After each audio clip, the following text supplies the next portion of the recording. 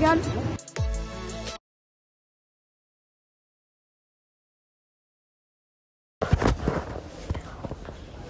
lambi tey ji ak ni mu tëddee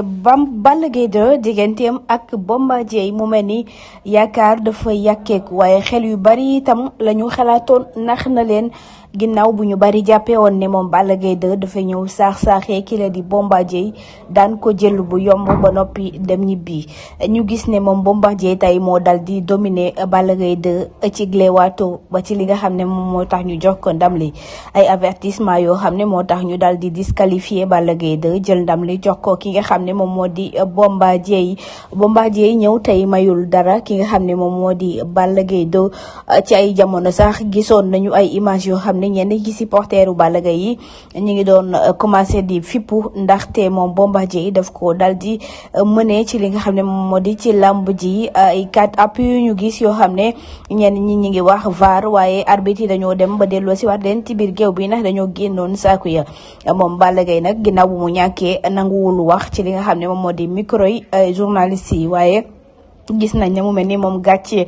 daf ko daal di dab ndax dafa am mbetteel ci làmb ji nga xam ne moom la doon amal tey digganteem ak ki nga xam ne moom moo di Bombardier ndax Bombardier daanoon na ko daanaat ko tey lii wane rek ne moom Bombardier moo man ki nga xam ne moom moo di Balla Gaye 2 mu ànd ak ñi nga xam ne ñoom la àndaloon bi muy ñëw ci làmb ji Aziz Ndiaye ak ñoom Ketchup ñaaxarañ lo ak ñi nga xam ne ñoom ñoo toppe woon ci ginnaaw moom Balla Gaye 2 jamono ji rongañam mi ngi dal dënnam mu dal di solaat ay dàllam ànd ak nitam wuti fa mu jóge woon mbokki xarit yi lii la ñu leen andiloon tey ginnaaw réaction bu Balla Gaye 2 ñu gis na nag moom Balla Gaye 2 jamono ji mu ngi dal di dugg ci otoom noonu pour dem ñibbi Bombardier itam nag noonu mu ngi ànd ak ay ñoñam di jubilé li nga xam ne moom moo di victoire bi naam yéen wut Balla Gaye teg ko ci suuf waaye daf ko daan ci ay avertissement ñuy wéy di ànd ak yéen ci suñu ay programme di leen wax ngeen abonné activer seeni cloche de notification ngir ngeen mën a am suñuy vidéo à temps réel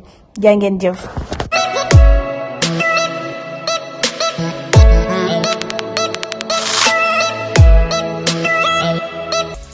Abonnez-vous, ciao le Sénégal.